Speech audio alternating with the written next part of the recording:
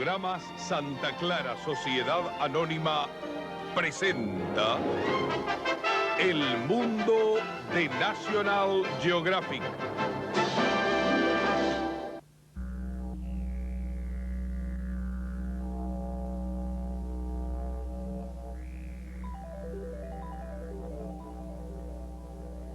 Lejos, en una antigua tierra de misterio, vive la gente Gagudju. Ellos han vivido en estas tierras llamadas Kakadu por más de 40.000 años. Esta gente tiene como herencia la cultura intacta más antigua que el mundo jamás haya conocido. A través de su historia, los Gagudju han vivido en armonía con su medio ambiente. Para ellos, el hombre, los animales, las plantas y la tierra misma son todas manifestaciones de una sola fuerza de vida.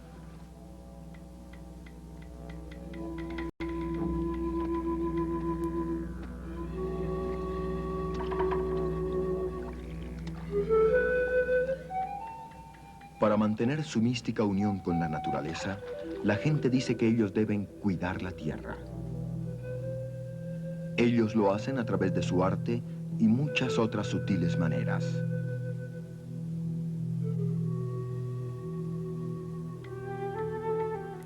Solo los sabios y completamente iniciados ancianos saben cómo cuidar su tierra.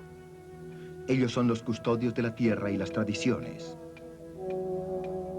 Pero solo hay unos cuantos de ellos ahora. La gente joven ha sido arrebatada por otra cultura más agresiva. Esta es la historia de Kakadu, vista a través de los ojos de sus últimos habitantes tradicionales. Una historia que abre una ventana hacia una percepción muy diferente de la vida. Los aborígenes de Australia.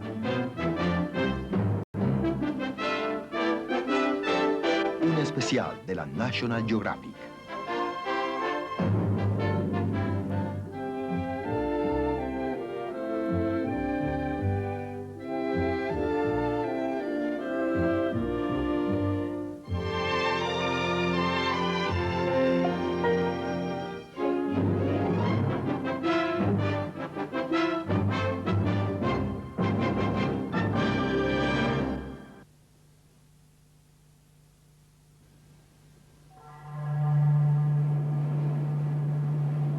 Según un grupo de aborígenes australianos llamados los Gagudju, el mundo siempre existió. Pero hace mucho, antes de la era del sueño, no tenía forma. Entonces, al inicio de la época del sueño, del tiempo del Génesis, seres creadores salieron del mar para formar la tierra y para crear la vida.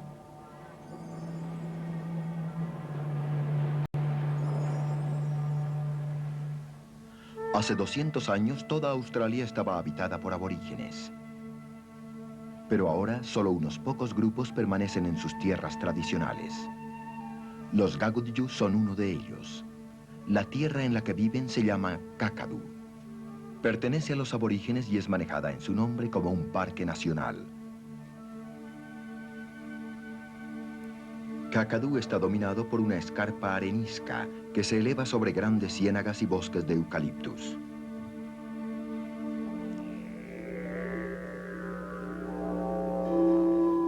En el tiempo del sueño, cuando los hombres podían convertirse en animales y los animales en hombres, los seres creadores le dieron forma a la tierra. Cuando Ginga era un hombre, fue quemado accidentalmente. Para salvarse se apresuró al agua y se convirtió en cocodrilo. Hasta este día su espalda está cubierta de chichones como ampollas. Ginga luego se convirtió en piedra y todos sus nódulos y chichones se convirtieron en parte del paisaje.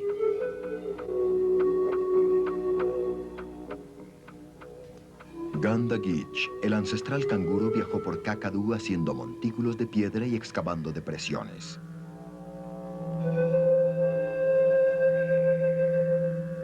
La tierra así creada fue pródiga y le suministró a la gente todas sus necesidades materiales y espirituales.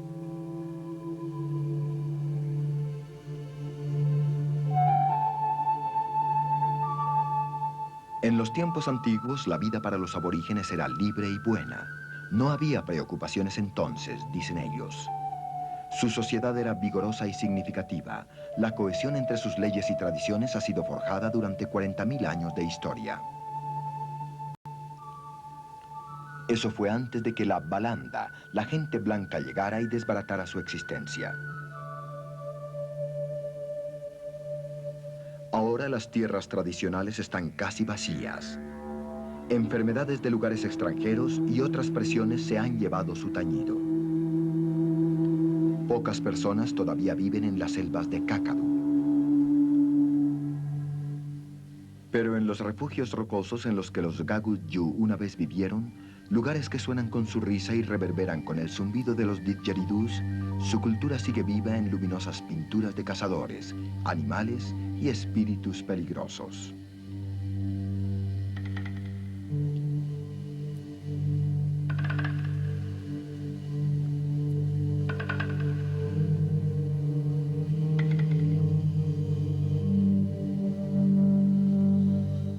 Las primeras muestras artísticas en Kakadu, junto con las más antiguas del hombre, empezaron quizás hace 30.000 años. Esas pinturas son impresiones de hierbas, manos u otros objetos.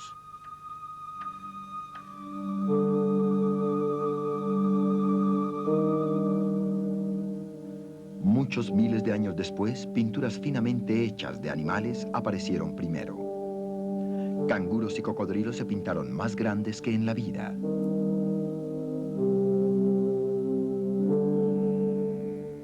Delicadas imágenes representando vigorosas acciones le siguieron. Sigilosamente un hombre escondido detrás de una paca de hierba se le acerca a un emú. Lancea al gigante pájaro que grita cuando es mortalmente herido. Los aborígenes de hoy en día no se relacionan con las antiguas pinturas. Ellos dicen que las hicieron los amistosos espíritus Mimi y que a través de los milenios los Mimis le enseñaron a la gente a pintar, pero en un estilo diferente. Uno que muestra los huesos y los órganos internos de los animales. Se le conoce como el estilo rayos X.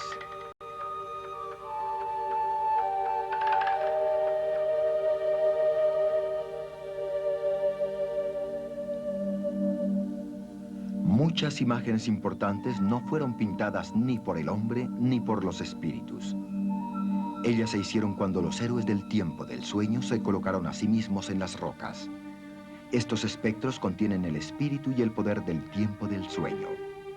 Pintando en estos lugares sagrados, la gente podía absorber el poder del tiempo del sueño y por lo tanto asegurar que la vida continuaría en toda su generosidad y diversidad. Grandes galerías se formaron cuando generaciones de artistas pintaron capa sobre capa de figuras. En lo profundo del bosque crearon algunos de los más grandes tesoros del arte del mundo.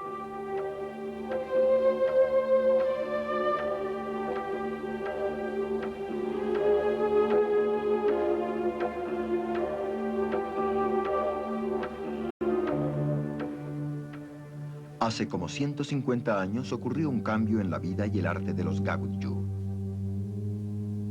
Los barcos trajeron a personas de otros continentes. Esa gente penetró en la tierra de los Gagood-yu a caballo. Dominaron a los aborígenes con extrañas y nuevas armas. Y pronto, dicen los Gagood-yu, esos extraños, parados con las manos en los bolsillos, nos dijeron qué hacer.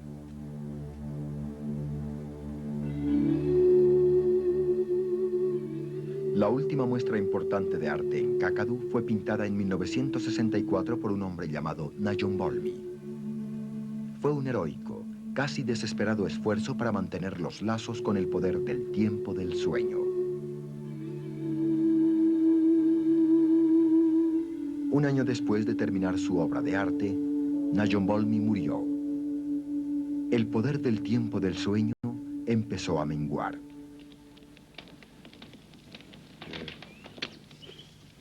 ¿Sabes? Dije que en esa cueva allá está la pintura. La custodia de la tierra y de la cultura descansa en los hombros de un pequeño grupo de hombres ancianos. Solo ellos conocen las leyes y tradiciones. Nada de ese conocimiento está escrito y sobrevive solo en la mente de estos pocos. Ellos son la biblioteca de los Gagutju.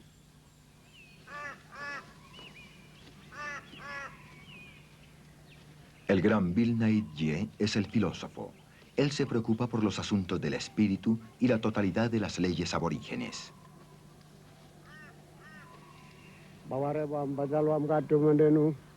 Nipercapirigi es el conservador principal de las historias del tiempo del sueño, de los seres creadores y de los animales ancestrales.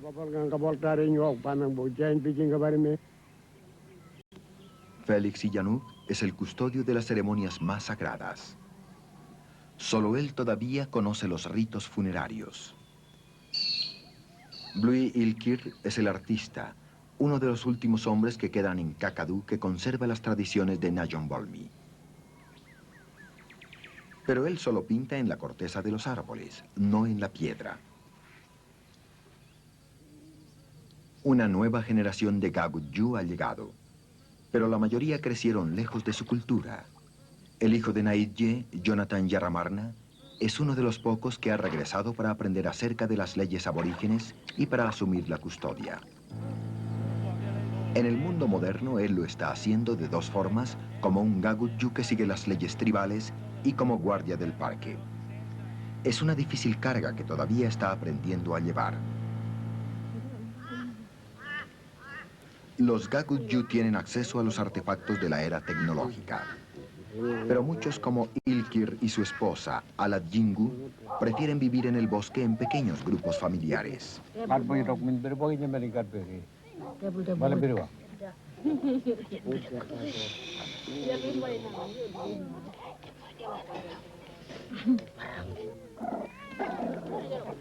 Ilkir reúne todos los materiales para sus pinturas en el bosque a su alrededor. A la manera antigua, él corta la corteza del árbol para ser usada como lienzo. La única diferencia está en el hacha que usa, con cabeza de hierro, que una vez fue hecha de piedra.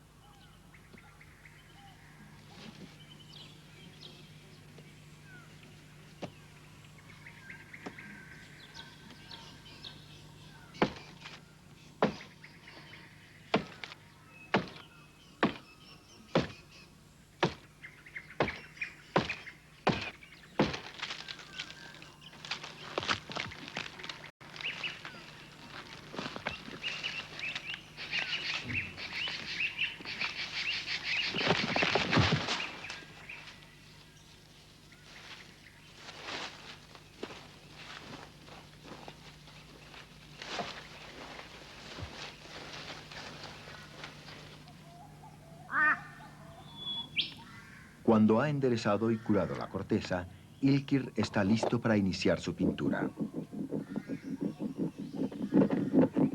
Primero cubre toda la superficie con ocre rojo, que representa la sangre.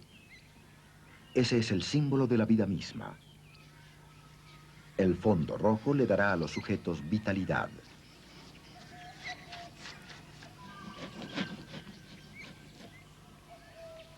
El mismo acto de pintar conecta al artista con los poderes del tiempo del sueño.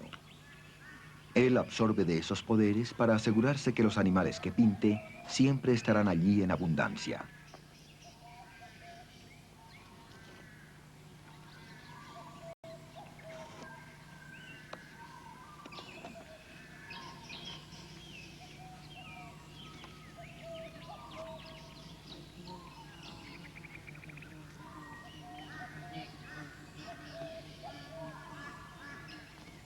Dominando la composición está Ginga, el cocodrilo.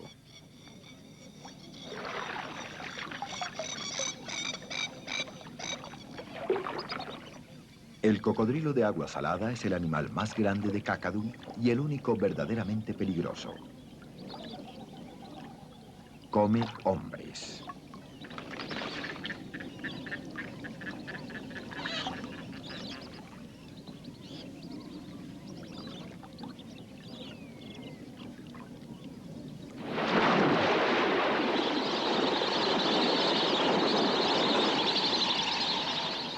La fama de Ginga de come hombres no detuvo a la gente Gagakyu de cazar al gran reptil. Solían herirlo desde endebles balsas de leños. La carne de cocodrilo es una exquisitez. Inmenso y peligroso como es Ginga, no merodea por las ciénagas. Como dicen los aborígenes, es Marrabuti, el águila marina de pecho blanco, quien es el jefe aquí. Cuando alguien muere, el espíritu de la persona es arrebatado por las inmensas garras de Marrabuti.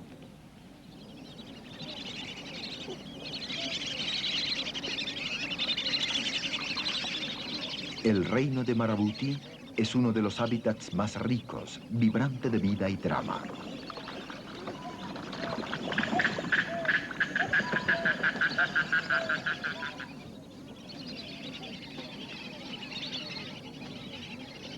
Vigilada por el ave de rapiña, la guana yagana, la cigüeña de cuello negro, busca anguilas en la orilla herbosa del pantano.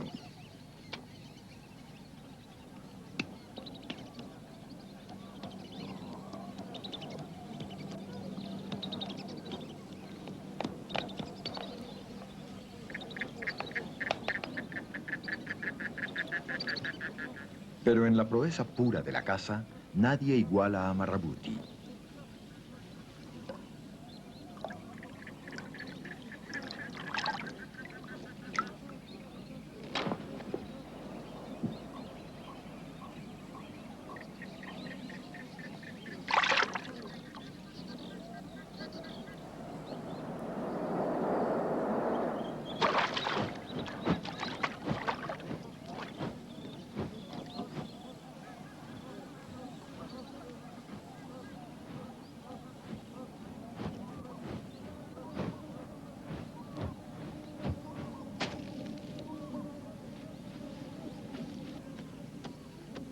Afuera, en el pantano, junto con las hojas flotantes de las lilas acuáticas, vive el pájaro loto.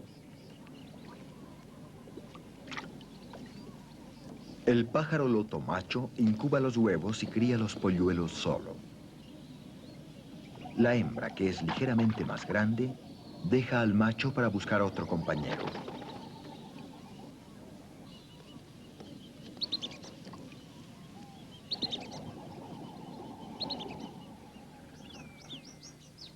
Cuatro semanas después de que fue puesto el último huevo, estos empollan.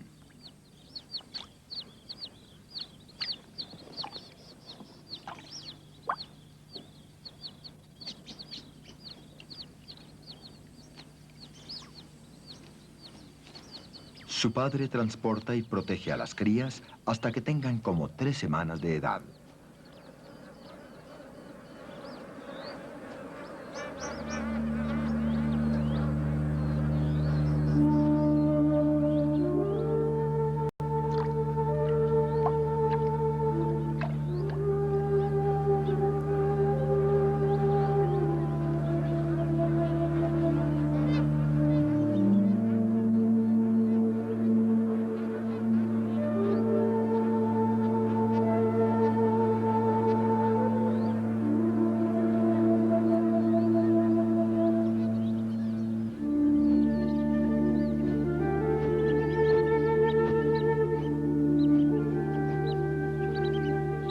El reino de Marrabuti no está restringido a los pantanos y llanuras. También persigue los agujeros de agua del risco. En busca de peces debajo, vuela junto a una cara de roca sagrada.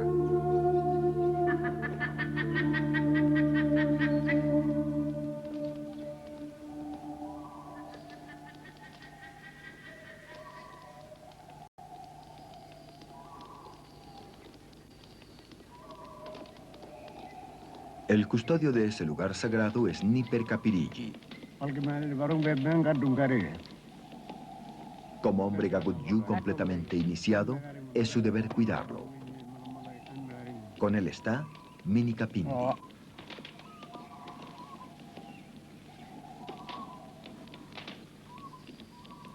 Para mantener contacto con los espíritus de este lugar especial, Kapirigi debe visitarlo periódicamente. Es otra manera de conservar los lazos con los poderes del tiempo del sueño.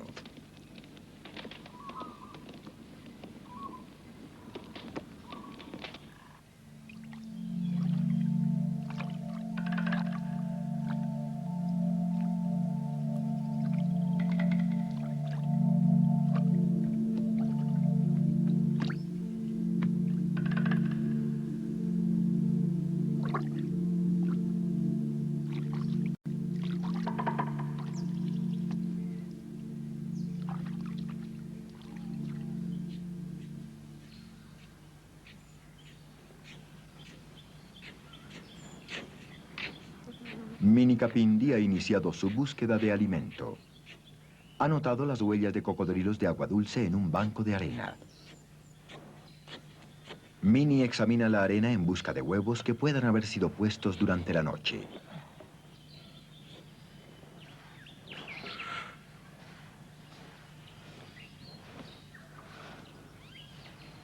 El conocimiento de los aborígenes del país es tan detallado y las plantas y animales comestibles tan abundantes que solo se necesitan unas pocas horas al día para encontrar alimento suficiente.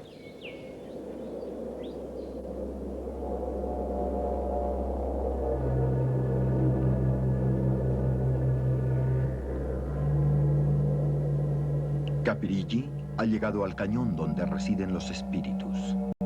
Aunque nunca los ha visto, él los siente observando desde cavernas y grietas.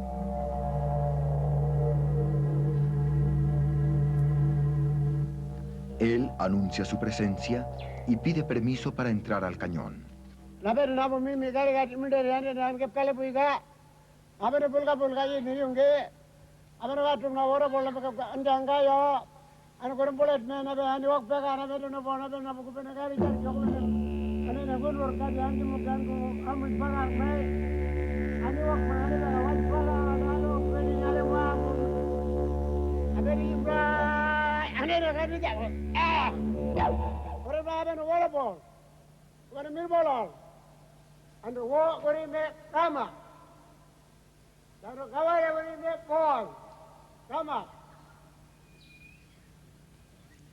El espíritu de Capirigi ha conmovido a aquellos del tiempo del sueño.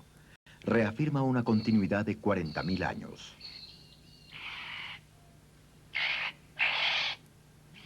Yuei, el gran ave del paraíso, es de alguna manera siniestro para los Gakutyu. Ellos dicen, un compañero cachetón que te roba los huesos. Los huesos y las conchas de caracol, los cuales el macho reúne de kilómetros a la redonda, son ornamentos para su campo. Él lo ha construido para tentar a una hembra.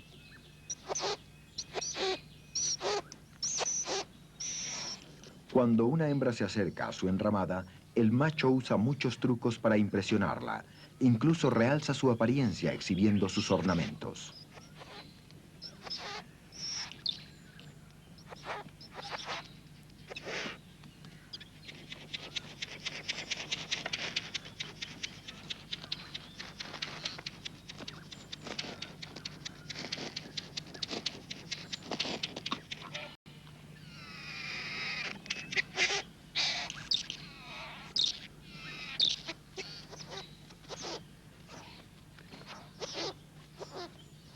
El ruedo de Yuei se asemeja al refugio que los Gakutyu construyeron para las ceremonias de iniciación. El ave también canta y baila como si estuviera en un ritual. Él es el guardián de las ceremonias secretas. Ese es su trabajo, dice la gente.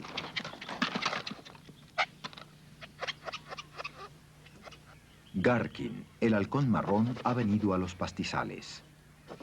Esa es la señal para que el gran Bill Neidji empiece uno de los aspectos más importantes de la conservación de las tierras tribales. Solo él y los otros ancianos son tradicionalmente confiados con la tarea de quemar los pastizales. Deben limpiar al país, dicen, pero estrictamente de acuerdo a las leyes aborígenes.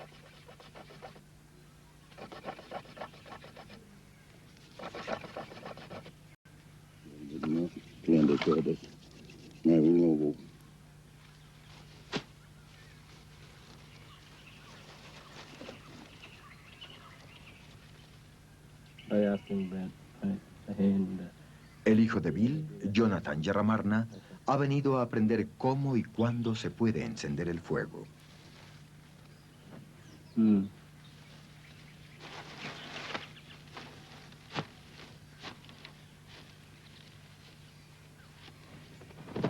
La época apropiada está durante la estación de las aves migratorias.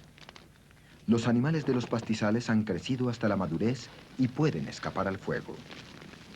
También es una época comparativamente fresca del año y debajo de los tallos secos todavía hay humedad. El fuego no se saldrá de control. La región será limpiada, pero no devastada.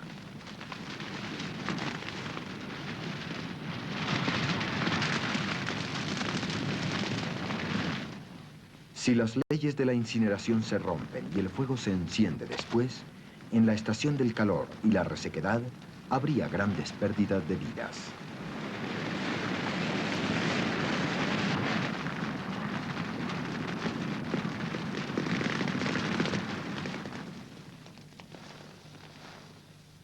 Los impenetrables pastizales se han ido. Pronto nuevos disparos saldrán de entre las cenizas, atrayendo a los canguros. Será fácil cazar y viajar.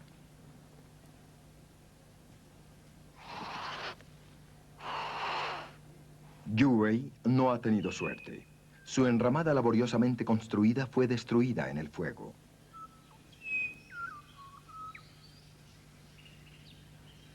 Pero la mayoría de sus preciosos ornamentos no han sido afectados.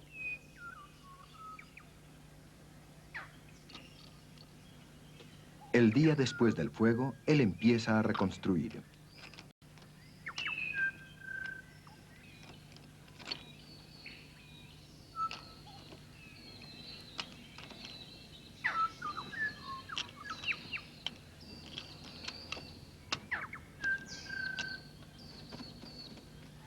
Primero mueve los huesos y conchas para un nuevo lugar.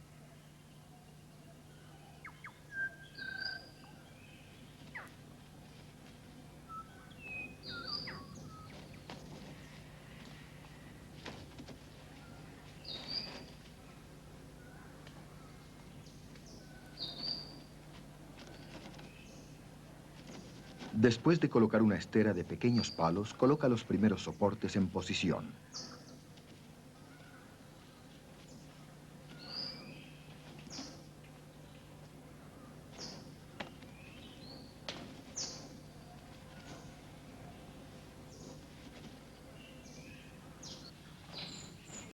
Trabajando 4 o 5 horas todos los días, logra una enramada servible de nuevo en 2 semanas.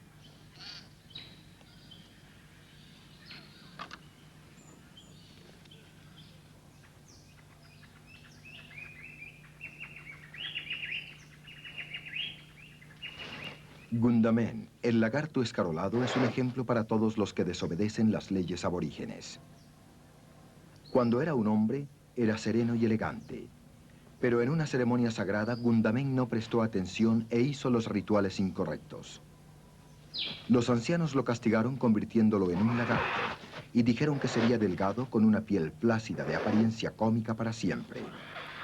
Dijeron, tú dañaste la ceremonia y la gente te verá así por siempre.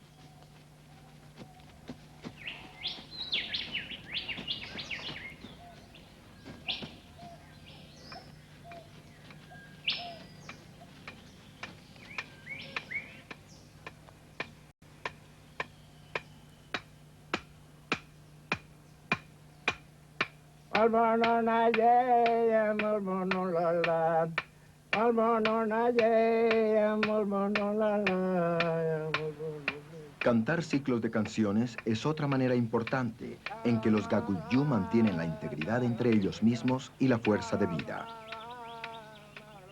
Félix Illanuk canta el ciclo acerca de uno de los principales seres creadores, Ityuanyua. Illanuk es el único que todavía se sabe esas canciones. Dijo que esa sería probablemente la última vez que las cantaría.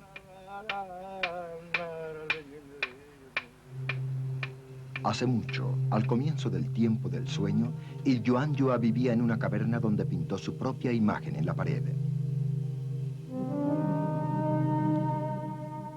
Vino a través del río, por las llanuras y pantanos. En sus viajes le dio forma a la tierra. Trajo ceremonias importantes y le mostró a la gente cuáles animales cazar.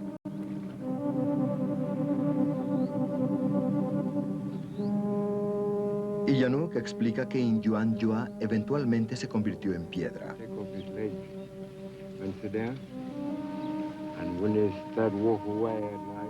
Él dice, Ityuanyua camina por aquí y se convierte en piedra. Esa piedra de allá es Ityuanyua. Esta roca es la encarnación del ser creador y es el centro de la fuerza de vida.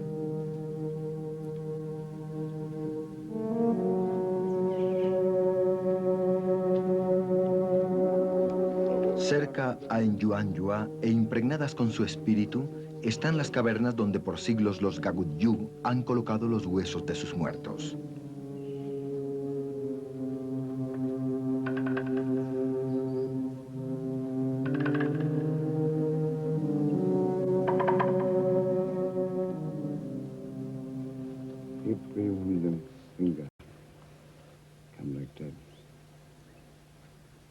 Iyanuk es la única persona que todavía conoce los ritos completos de los funerales de los Gagutyu. Él explica cómo la gente se pintaba a sí misma y luego llevaban los huesos de los muertos a las cavernas. Los dos ancianos están llenos de una inefable tristeza mientras ven escabullirse su cultura. No hay hombres recientemente iniciados que lo sigan. Y solo a los iniciados se les pueden decir los ritos secretos. Ve allá arriba, toma los huesos, colócalos aquí adentro. Y ellos dicen, adiós, me voy a casa. Y Yanuk dice, a veces me siento y pienso en mí mismo y lloro antes de irme a dormir, porque lamento mucho que no haya nadie después de nosotros. Y cuando muramos Bill y yo, ellos tienen que traer aquí nuestros huesos a esta caverna para que nuestro espíritu pueda reunirse con Enyuanyua y nuestro tiempo de sueño.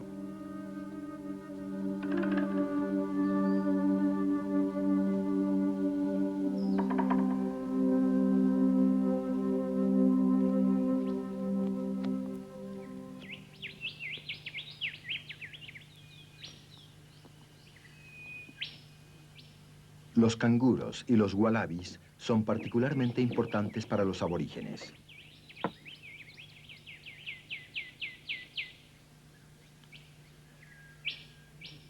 El gigante ancestral canguro, similar al que Ilkir está pintando, hizo prominentes formaciones de tierra y le dio a la gente importantes ceremonias.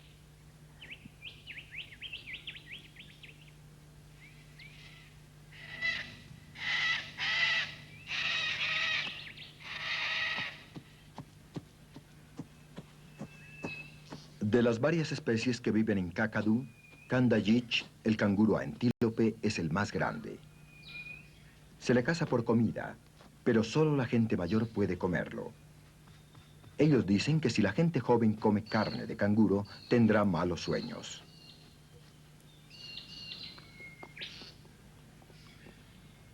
Estos canguros viven en pequeños grupos sociales y son usualmente amables y cariñosos. Su vecino más pequeño, Gonobolo, el ágil canguro, es más agresivo.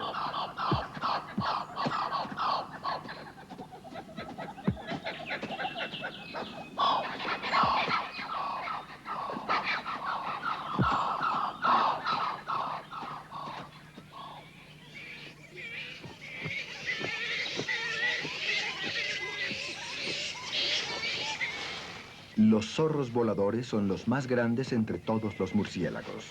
Durante el día descansan en colonias que pueden contener a más de 100.000 individuos. La mayoría de las colonias están en árboles dentro del agua. Es más fresco allá. Las reyertas territoriales son solo ruido y furia, y raras veces terminan con heridos.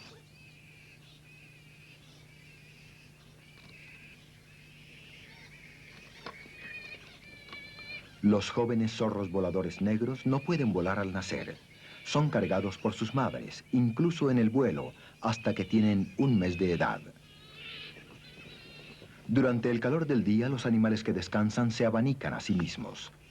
A veces, abanicarse no es suficiente. Entonces los murciélagos se lamen las alas y la evaporación de la saliva los ayuda a refrescarse más.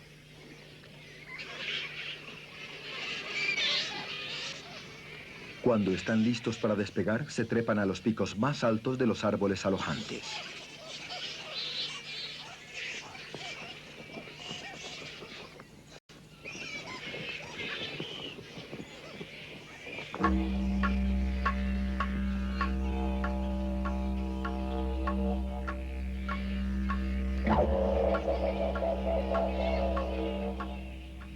Para los aborígenes, Golobán, el zorro volador negro, está asociado con las fuerzas de la oscuridad. Los curanderos que son tenidos en alta estima son también hechiceros. Frecuentemente se les llama hombres zorros voladores.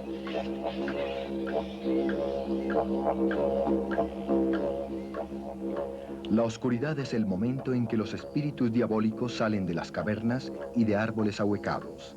La gente no se aventura más allá de las fogatas del campamento.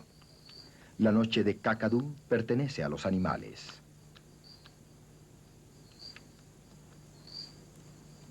Lambak, una especie de ardilla, ha dejado su nido en un hueco de un árbol.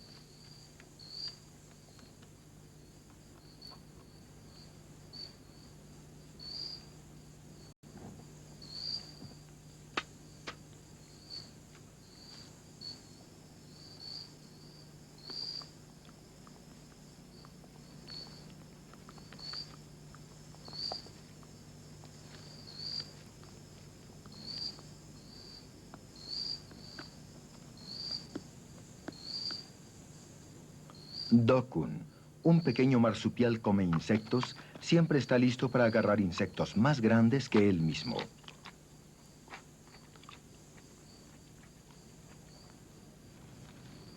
Después de dormir por varias semanas, Bek, la altamente venenosa víbora, finalmente cambia de piel.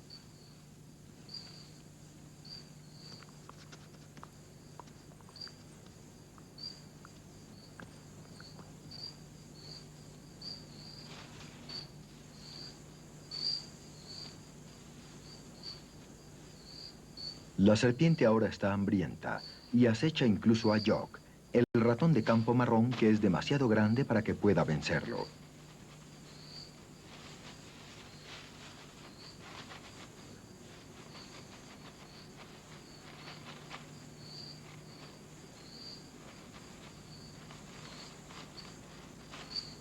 Yok, sin embargo, no se arriesga y se atrinchera en su nido de pasto seco.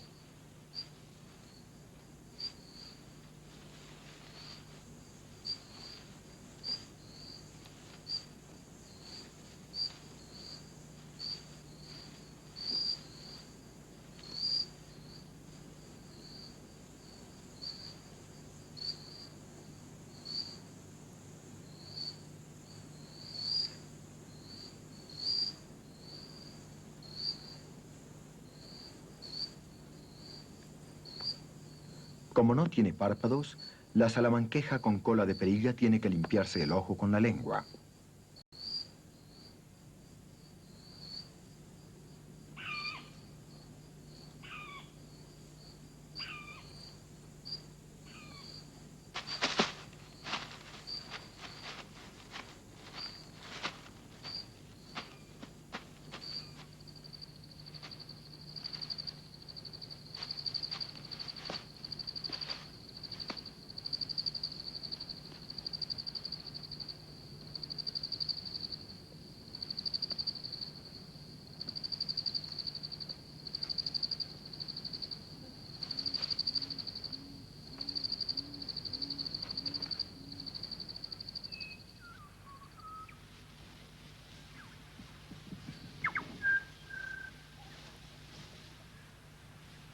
La noche ha sido fresca y los canguros buscan un lugar soleado para calentarse.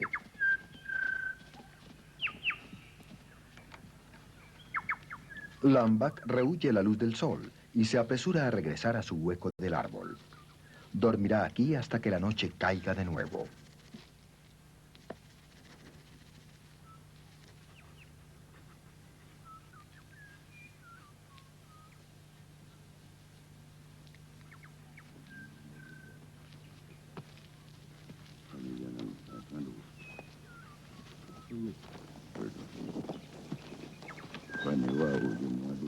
En cuanto tiene un momento libre, Jonathan Yarramarna sale a sus tierras ancestrales para aprender tanto como pueda de su padre.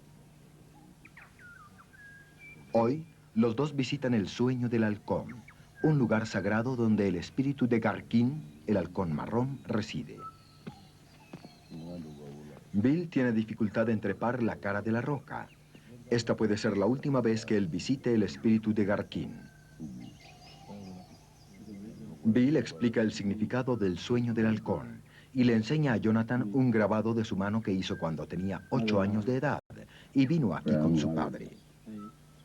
La mano es una especie de firma reclamándole al lugar, pero más en un sentido espiritual que físico.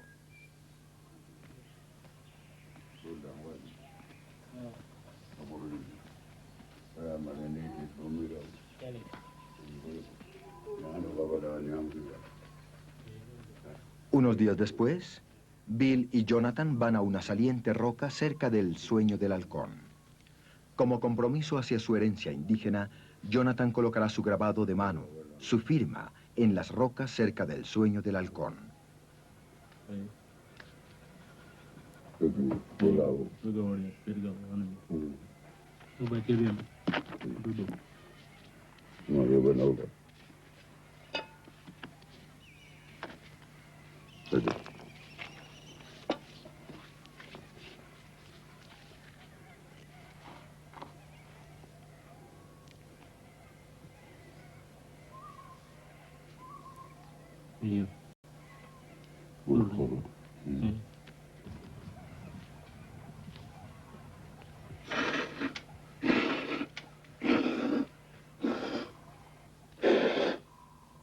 Jonathan hace su marca como la gente Gagutyu lo ha hecho por miles de años.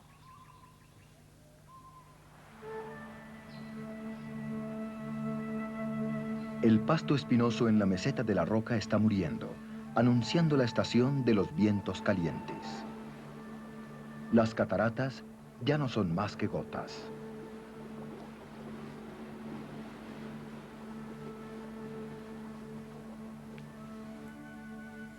En los montes pastorales que escaparon al fuego se han formado espesas esteras.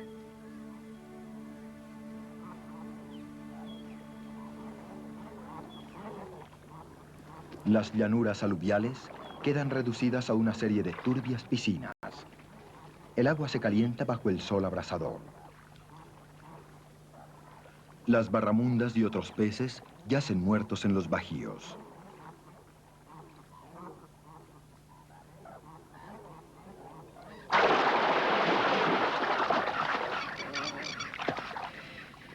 Los cazadores en la cuenca del río encuentran sus presas con facilidad.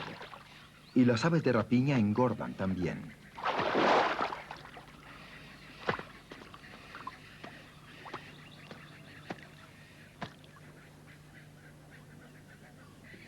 Una goana no le puede hacer nada al escamoso cuerpo de un inmenso barramunda. El lagarto de más de 1 metro de largo debe encontrar otro camino.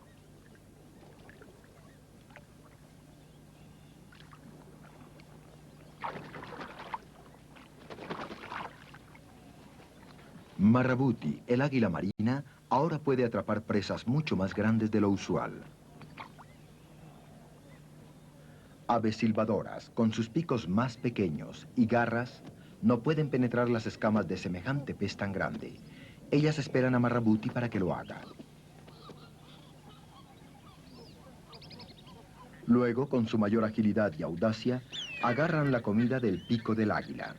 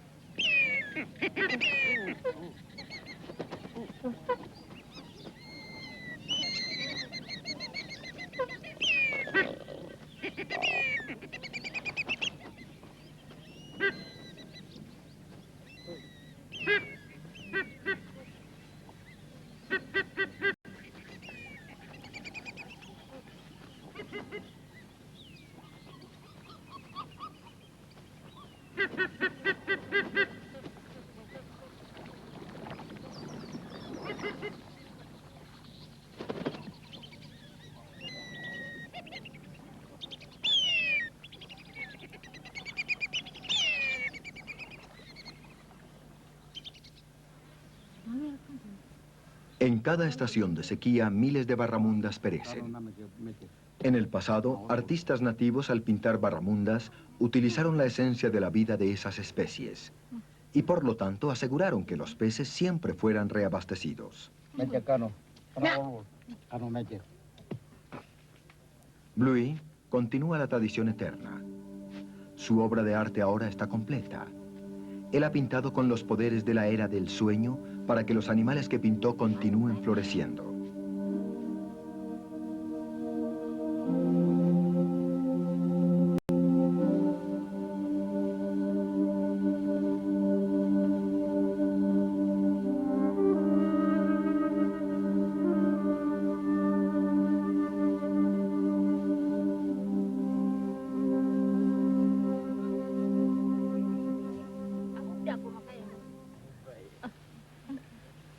La esposa de Bluey, Susan, y sus amigos cuentan historias a los niños y las ilustran con los juegos de cuerdas.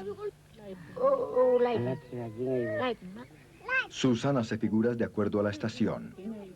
Representa los rayos a fines de octubre. Los truenos, presagios de la estación húmeda, ocurren casi diariamente.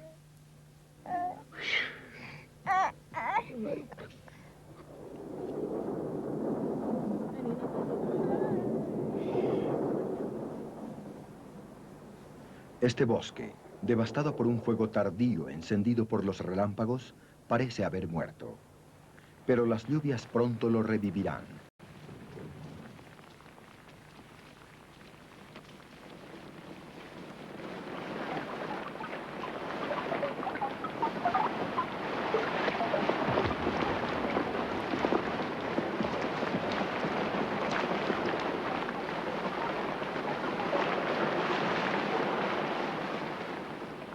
Los rayos y truenos son traídos por un temible ser llamado Namarcón.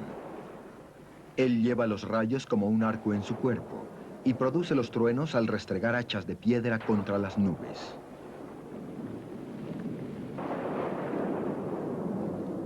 Aljur, el saltamontes, es pintado en colores eléctricos. Aparece en noviembre, la época de las más fuertes tormentas. Los insectos son los hijos de Namarcón en la tierra.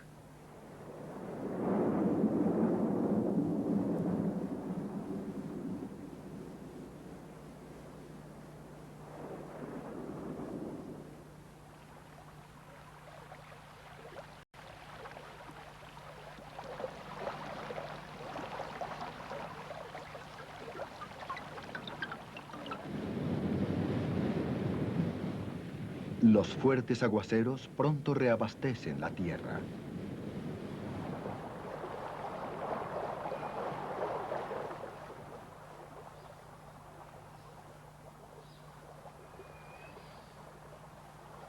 En esta época de la regeneración, las aves anidadas llevan alimento a sus crías. Las plantas responden prontamente. Bosques que fueron quemados y carbonizados rápidamente se tornan verdes de nuevo. Las flores y los insectos proliferan.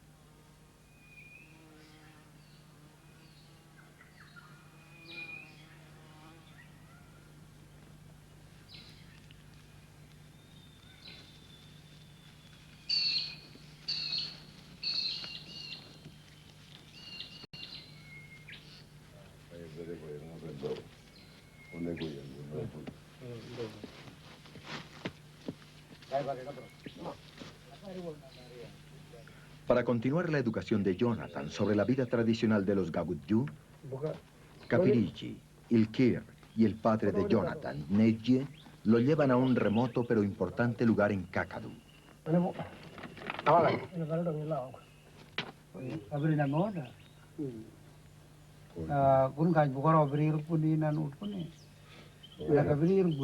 Los ancianos le muestran a Jonathan cómo se hacen los cuchillos de piedra y las puntas agudas, cómo se cortan del centro de la roca.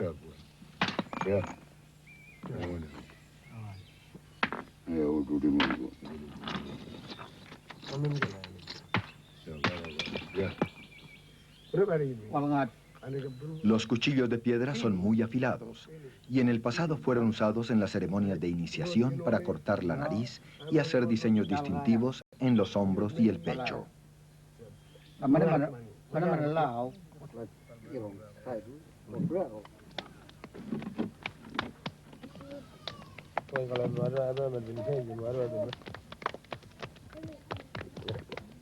Un grupo de hombres se pintan a sí mismos como preparación para una ceremonia de danza, una corroboración. Entre los Gagudjú ya no hay suficiente gente con el conocimiento y la destreza para celebrar ceremonias. Este grupo de tribus vecinas vinieron a ayudar a los Gagudjú para celebrar sus obligaciones ceremoniales. Los bailarines recrean grandes hazañas e imitan los animales del tiempo del sueño.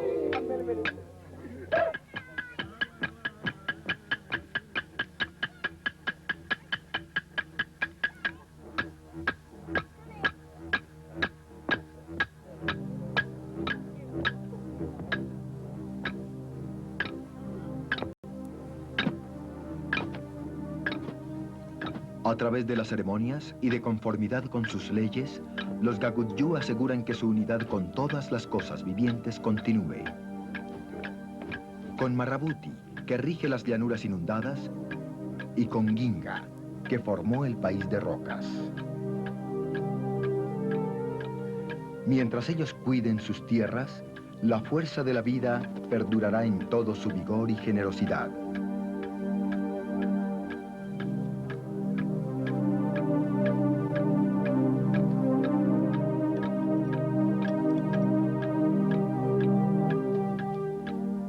Durante su larga historia, los Gagudjú no han construido grandes monumentos, pero han vivido por más de 40.000 años en total armonía con su medio ambiente. No han destruido ninguna tierra, ni disminuido su espíritu. Ese es su monumento, y a largo plazo ese puede ser el más importante de todos.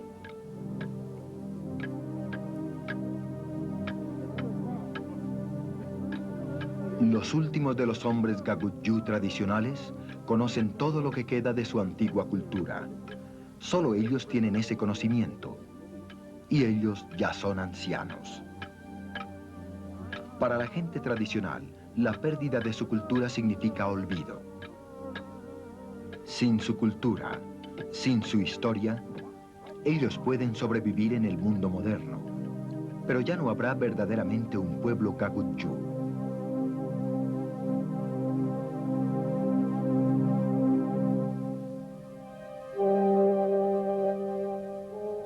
Durante la estación del viento oriental, murió Niper Kapariki. Su espíritu ha regresado a su tierra.